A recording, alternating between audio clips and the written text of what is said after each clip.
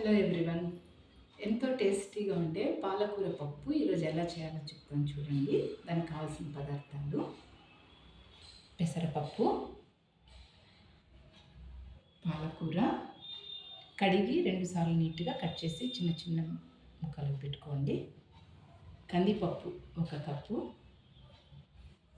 Tomato 1 cup, తరిగి పెట్టుకున్న onion, garlic, red chilli, green chilli,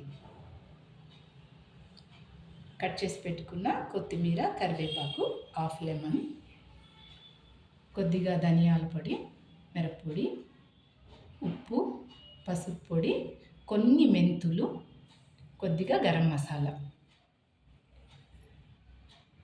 ఆవాలు, జీలకర్ర, నెయ్యి. ఇప్పుడు దీంతో పాలకూర ఎలా చేయాలో చూద్దాం.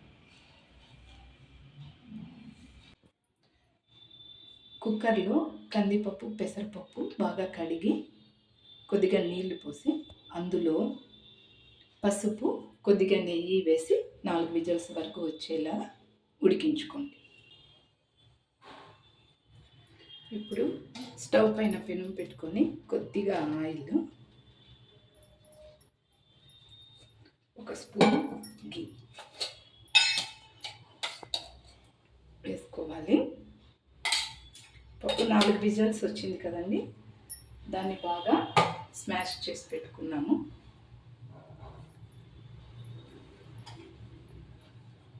ఆయిల్ కొద్దిగా వేడెక్కాక ఇందులో జీలకర్ర, కొద్దిగా మిరియాలు, ఆవాలు వేసుకోవాలి.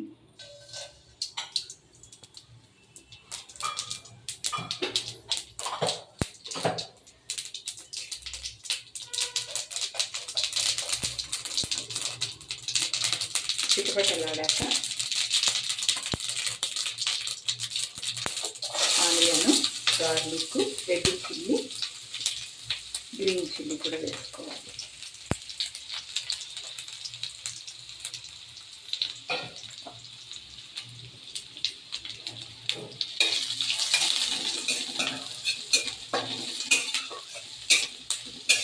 ఇందులో మిరియాలు కొద్దిగా వేయడం వల్ల టేస్ట్ చాలా బాగా వస్తుంది.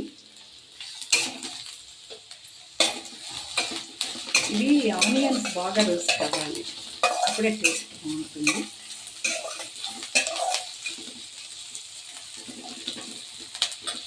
ఆనియన్స్ రోస్ట్ అవుతున్నప్పుడు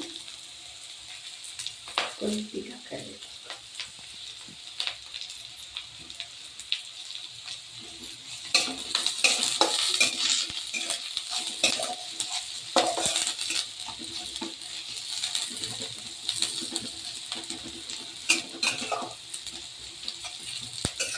ఆనియన్స్ కొద్దిగా బ్రౌనిష్ కలర్ వచ్చేయాలి.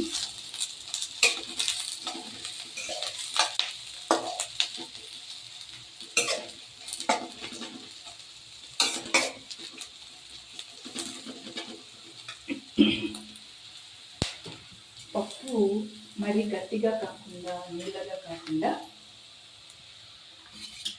ఇలా ఉండాలి.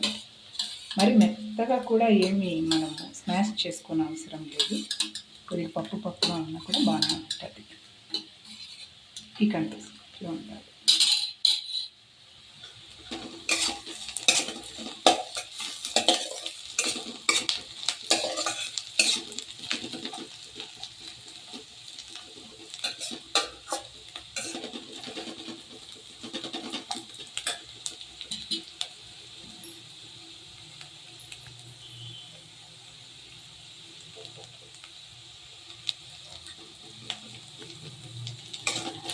చూడండి, ఆనియన్ బాగా ఇప్పుడు బ్రౌనిష్ కలర్లోకి వచ్చేసింది. ఇలా వచ్చినప్పుడు తరిగి పెట్టుకున్నాక 2 టమాటోలు సరిపోతుంది. ఈ టమాటోని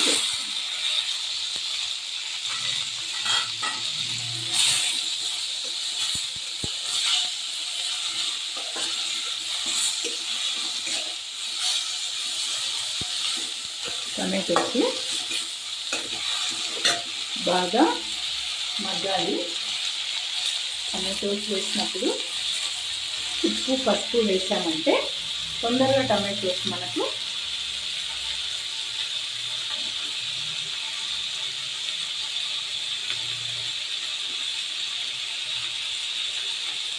మగ్గిపోయింది.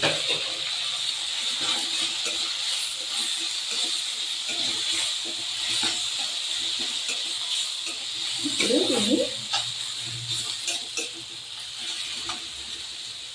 దీన్ని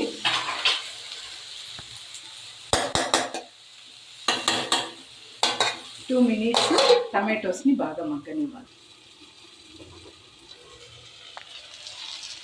టమాటో బాగా మగ్గిందండి. ఇలా టమాటో బాగా మగ్గిన తర్వాత ఇందులో ఇప్పుడు మనము కొద్దిగా చిల్లీ పౌడర్, ధనియా పౌడర్, 1 pinch గరం మసాలా వేసుకోవాలి.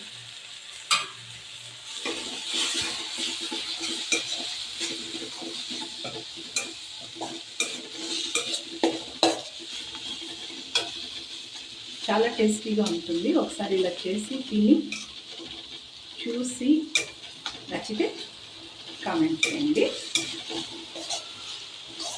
ఇప్పుడు మనము కట్ చేసి పెట్టుకున్న పాలకూర వేయాలి.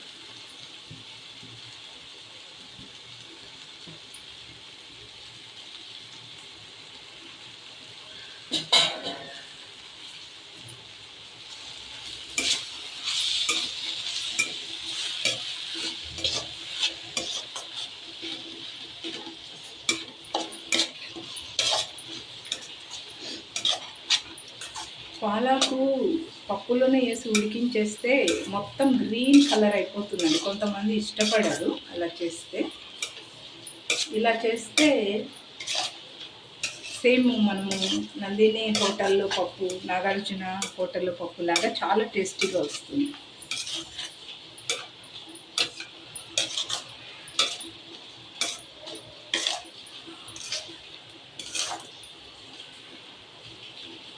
ఒక 2 నిమిషాలు దీన్ని మగ్గనిస్తాము.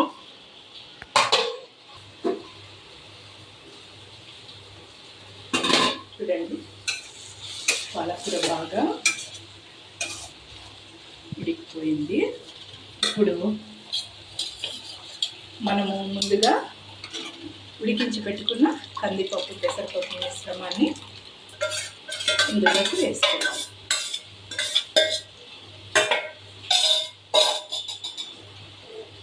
వేసుకొని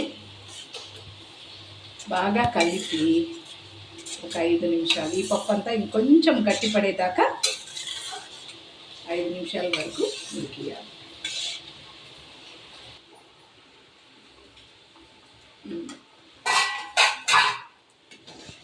పప్పు చాలా దగ్గర పడిందండి. ఇంత గట్టిగా ఉంటే సరిపోతుంది మనకి, ఎందుకంటే ఇది ఇంకా చల్లారినాక ఇంకా గట్టి పడుతుంది. ఇప్పుడు తరిగి పెట్టుకున్న కొత్తిమీర వేసి ఒకసారి కలిపి 1/2 minute వరకు ఉంటే చాలు.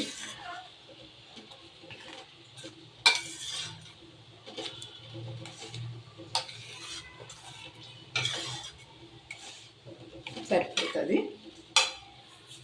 ఇప్పుడు స్టవ్ ఆఫ్ చేసేసి హాఫ్ లెమన్ ఇందులో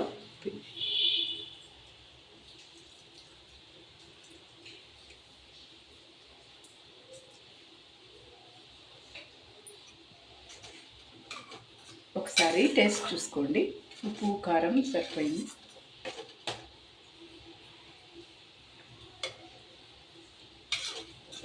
పర్ఫెక్ట్గా వచ్చింది, చాలా బాగుంది. మీరు కూడా ఈ పాలకు పప్పు చేసి తిని నచ్చితే తప్పకుండా నాకు కామెంట్ చేయండి. ప్లీజ్